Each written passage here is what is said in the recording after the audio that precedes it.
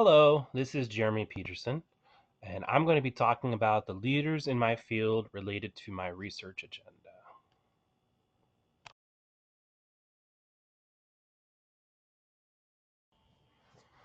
So let's talk about my research agenda. My research interest is in deaf students with disabilities. Um, I am interested in the prevalence of secondary disabilities in the deaf and hard of hearing student population. A lot of the questions that I have are why do so many deaf and hard of hearing students have additional disabilities? The annual survey conducted by the Gallaudet Research Institute in 2011 found that between 40 and 50% of deaf students have another documented additional disability. Additional research has shown that that number may be underestimated, and it could be as high as 60% of students.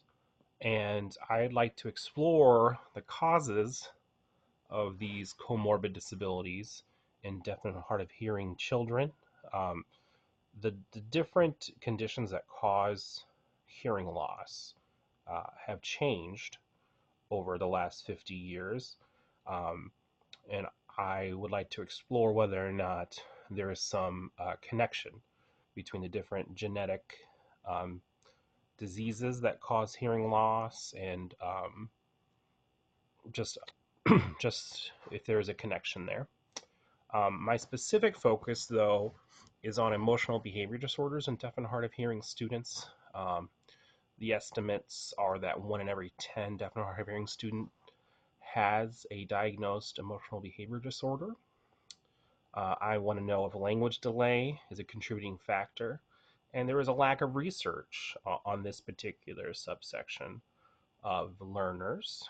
Um, I used to work for a private organization that taught students who are deaf and had emotional behavior disorders in a residential facility.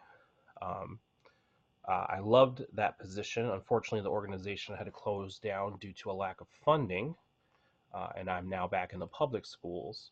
But working with that particular clientele really got me interested in that subsection of deaf and hard of hearing learners.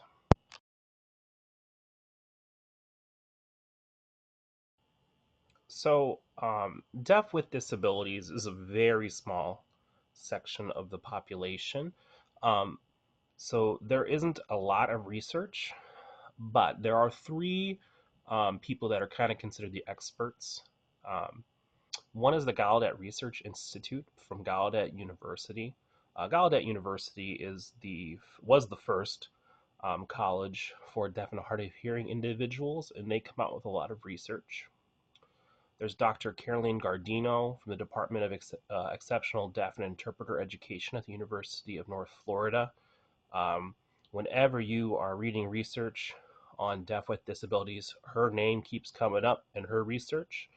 So she is a really big expert in the field. And then the last person is Dr. Christina Borders. She's interim dean and associate professor at Illinois State University. A lot of us have probably worked with her. I worked with her in my undergraduate and my graduate studies, um, and did some research with her. And so, um, she's one of the reasons why I continued at Illinois State University for my doctorate because we have very similar research interests, and I'm going to go into more detail in all three of these and their seminal research.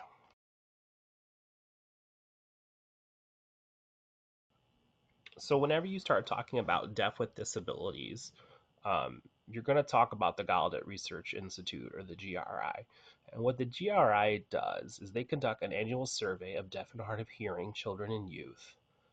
And this is a national demographic data survey on deaf and hard of hearing students. And they've been doing this since 1968 uh, up until 2011, excluding the year 2008.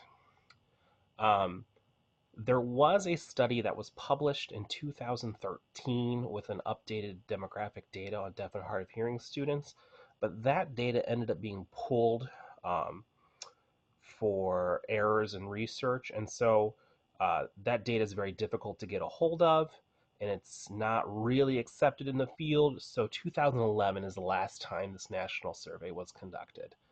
Um, like I said, it's the only national database of information regarding the individual characteristics of deaf and hard of hearing students. And when I talk about individual characteristics, I'm talking about not only additional disabilities, but also hearing status, the ethnicity data, um, placement setting. It goes into a lot of detail of different characteristics of deaf students. So if you're wanting to study a particular subsection of deaf and hard of hearing students, this is the data set that you're going to use.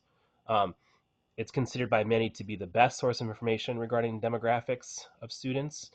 There are some limitations.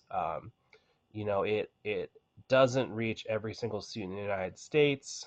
Um, some of the data is skewed towards the East Coast. Um, but a majority of the research literature on deaf with disabilities uses exclusively this data, the data from 2011. Um, it has been shown to be a good representation of the overall national population. Um, so, like I said, if you're going to talk about deaf students with disabilities, this is the national data that you're going to use. So, the Gallaudet Research Institute is very important to the field and to the research.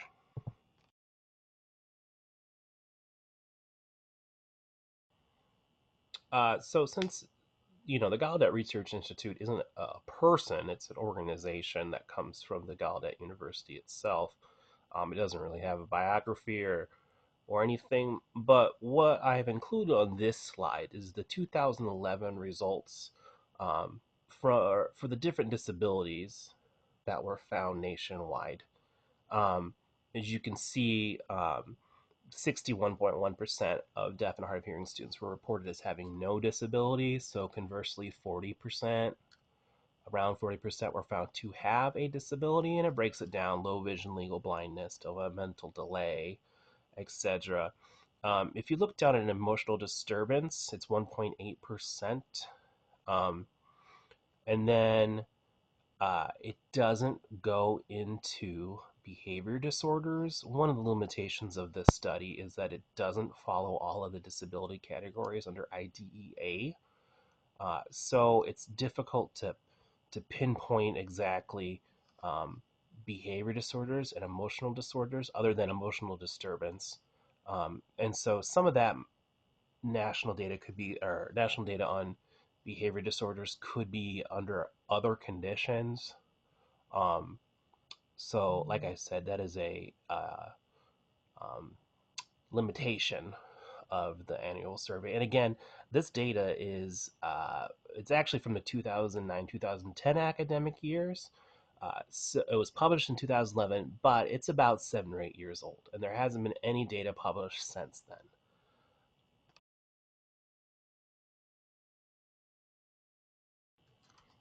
Like I said before, one of the premier experts of deaf with disabilities is Dr. Caroline Gardino from the University of North Florida. She's an associate professor there and the director of the Deaf Education Program. She received her PhD in special education from the University of Arizona in 2008. According to her online biography, her research interests include reading interventions, classroom environments, deaf and diverse populations, deaf and English language learners, and single case study design. If you are reading research on deaf with disabilities, her name and her research keeps coming up. And so she is, like I said, really big in the field.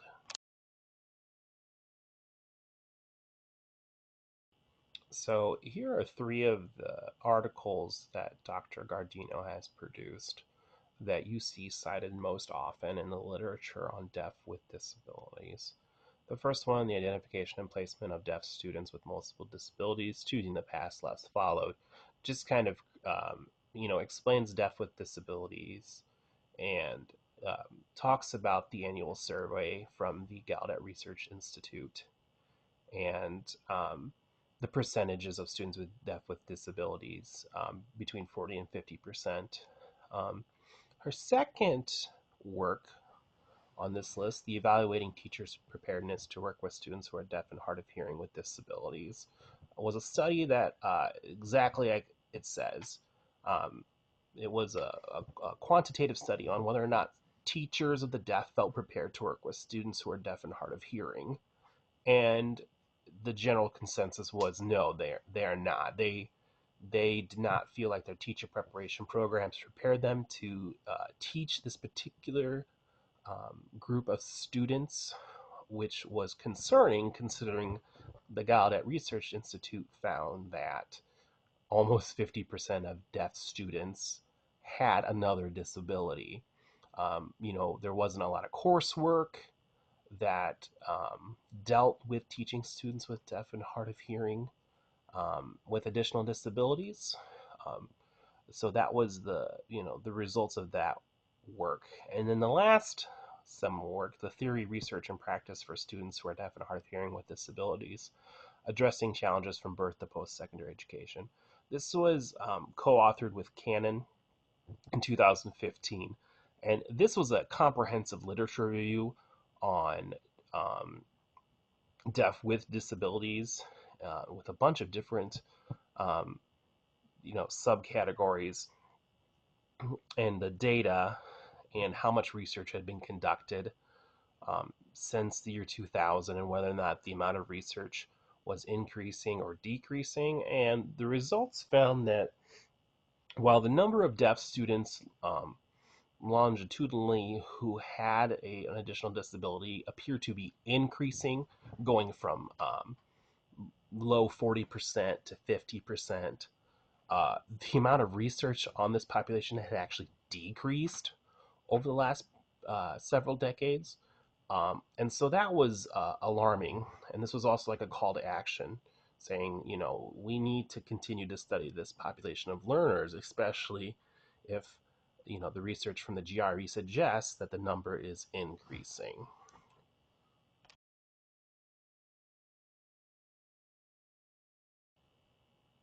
Another expert in the field on deaf with disabilities is Dr.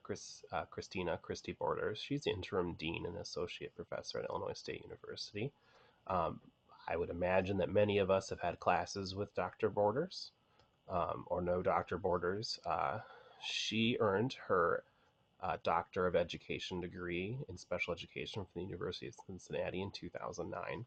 Her dissertation was the direct observation as a decision method for evaluating inclusionary classroom practices of children with mild hearing impairment. It was a pilot study. Her research interests include deaf education, deaf with comorbid autism, and evidence-based practices for students who are deaf and have autism spectrum disorder.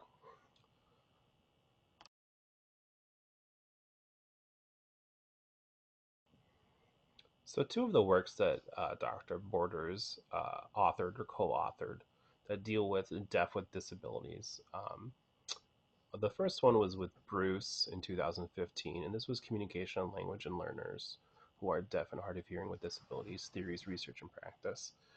And this research talked about how um, deaf students with disabilities, we know that deaf students in general have language deficits and communication needs. And then this also talked about how um, this is compounded when they have an additional disabilities and explored different disabilities like autism spectrum disorder, intellectual disabilities, etc. And then the second seminal work that I put on this presentation was co-authored with Stacy Jones Bach, who is the Dean of Special Education at Illinois State, and Christy Probst, who was a doctoral student who recently graduated, who works with the National Council on Deaf Blindness.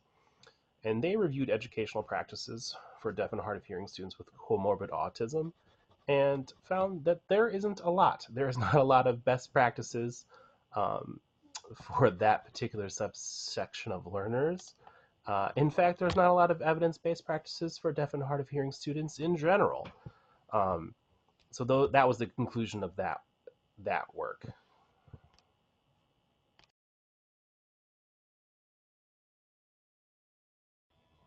So I've talked about the big three experts in the field of deaf with disabilities: the Gallaudet Research Institute, Dr. Gardino, and Dr. Borders. Um, as I said at the beginning of my presentation, my interest is in emotional and behavior disorders in the deaf and hard of hearing student population. And